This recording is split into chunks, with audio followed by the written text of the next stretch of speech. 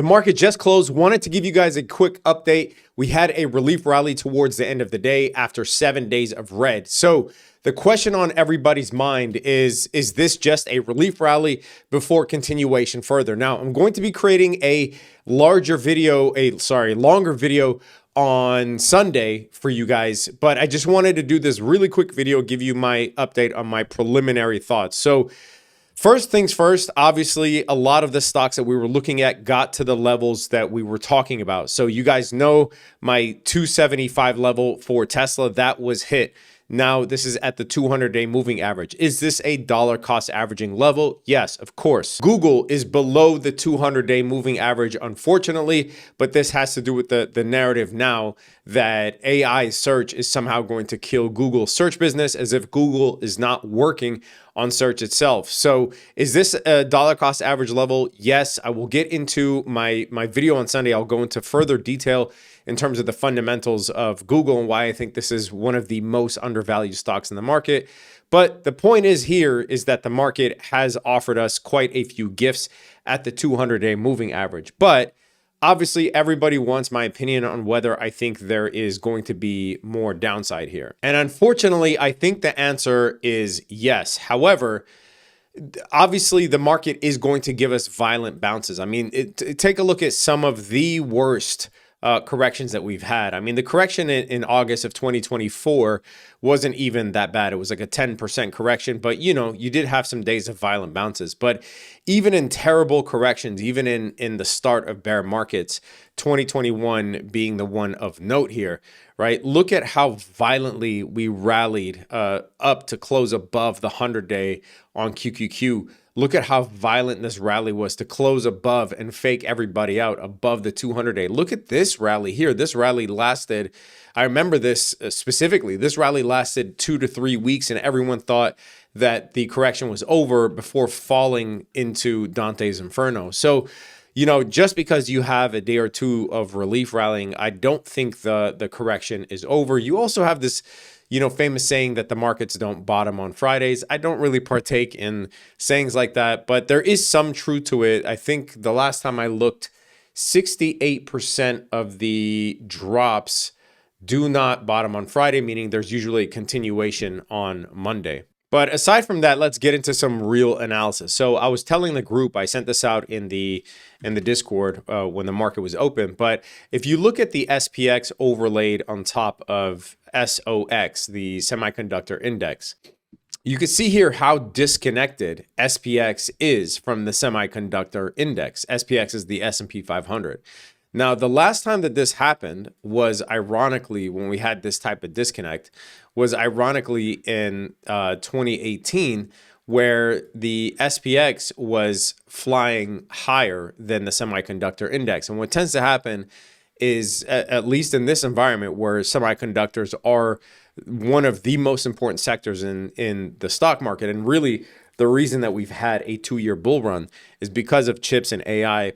You can see that the S&P ends up resolving this difference by dropping to meet the semiconductor index. So, you know, we're still pretty far from this. Obviously, the semiconductor index can come up and meet the S&P 500, but most of the time it is going to drag. Most of the time there's been this type of divergence, it's going to drag the S&P 500 down further. And if we check on the put call ratio here, the put call ratio, we have never had a correction end without the put call ratio jumping up above 1. Currently, it's at 0.86. This is one of the reasons why I thought we were going to get a correction in the first place, right? And why the correction was going to be bad, because there were barely any puts in the market.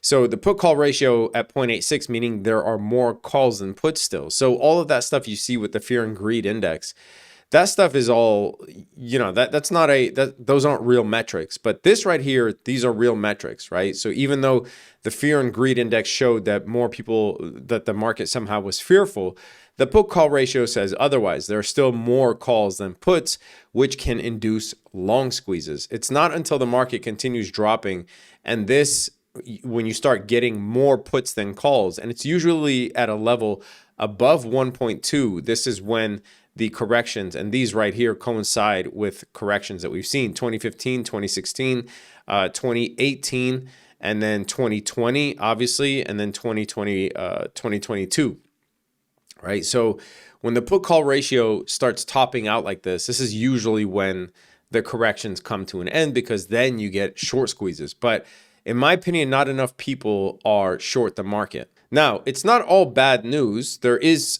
some good news in that the S&P 500 is not down by that much. I think we're only down 3 to 4% at the moment. Yeah, 3%. So at the worst of it, we were down 5%, and we are now down 3%. So we didn't even hit correction territory on the S&P 500. NASDAQ was a lot closer to correction territory. Another piece of good news is that NVIDIA did not close below the 200 weekly.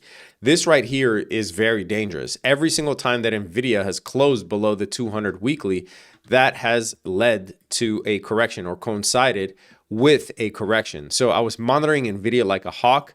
Obviously, we did buy it on, during the DeepSeek debacle below 118, and I love that buy. Obviously, I wouldn't sell those shares. We also did buy it in the 90s during the August 5th correction, but we did not get a close below the 200 days. So I think that in terms of good news, that is still good news. However, NVIDIA is still below the 200 days. So we could smack into this and, continue to drop further down. The VIX is still elevated. We've had 7 or 8 days of the VIX just above 16. This has never happened in 2025. The market, at least in the VIX reading, is definitely still at an elevated volatility. And honestly, a bounce from this level was expected. Check out what I sent here in the Discord at the end of the day.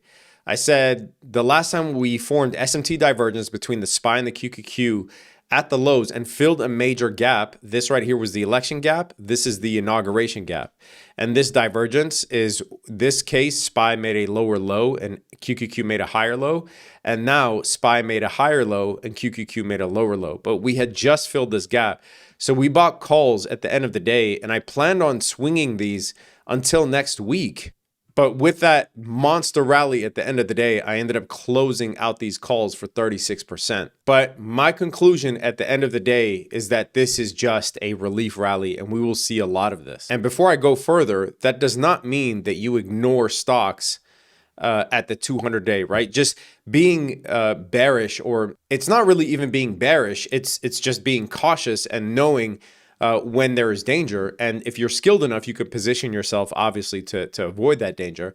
But it doesn't preclude you from not buying stocks. These right here are gifts. These are things that we've been waiting for a long time. So, even here, I said Tesla reached the first DCA level that I was eyeing for weeks. That means I'm buying Tesla here, even if I think that there's a possibility of more downside, I'm not Nostradamus, right? So when we are given these gifts, you have to take advantage of them. What if the Fed announces a surprise cut? What if there's some sort of stimulus program from the government? What if the Fed announces quantitative tightening? Like, you don't really know what's going to happen, right? You don't know what countermeasures the government or the Treasury is going to take. But what you do have in front of you are these gifts here on mega cap stocks that people were buying. People were buying Tesla above 400. People were buying Palantir at 125. Pick your favorite stock, whatever it is. People were buying Bitcoin at 105K. So when you were given these gifts, in my opinion, if you're a serious investor, even if I think there is more downside, and I do, these right here, these things do not happen very often. And even though the market is not in a bear market, your favorite stocks are in bear markets. So back to this real quick. The reason that I think there is more downside, one of the reasons is the pattern that I talked about, the 3 black crows, right? When I said we are going to drop very quickly on NQ from the 100-day to the 200-day. Now, this is different than QQQ because QQQ is an ETF that has a market close and futures trade basically 23 hours a day. So, it's open for longer. Either way, I said that we're going to move very quickly. I didn't think we would go from the 100-day to the 200-day in one day. But check this out. The last time this happened was 2018. The last time we had a tariff war and things were murky. And even then, we weren't dealing with rates. We weren't dealing with potential inflation, right? Look at this. We went from the 100-day to the 200-day in one day, same as now. Huge relief rally. We had a 3% day in NQ before then dropping an additional 13% to bottom out the correction, right? So this looks very close to what we had. And this was the last time that we had 3 black crows too. You have 3 black crows, and then you have a move from the 100-day to the 200-day, just like now. This, by the way, from the all-time high to this was 7.5%. If we go to right now, it's crazy, man. The market is so crazy. Sometimes it just feels like, I don't know, it feels like a robot is controlling it. From the high until here is 7.5%, just like it was in 2018, right? So 3 black crows, 100-day to 200-day in one day, from the highs to the lows here, 7.5%. And then in 2018, we had a monster 3% day and the market then dropped. So, you know, obviously, I think we're going to get a ton of relief rally. Not a ton. I think we're going to get some violent relief rallies. And if you're skilled enough, you could take advantage of those moves, right? In a very low risk manner. Here's my order that you can see here in the public account, right? February 28th, I bought these and closed them at the end of the market today. So I will have a longer video for you on Sunday, but in my view, I don't think that this is over. I do think that we get into at least correction territory, not necessarily a bear market just yet. That's not my thesis,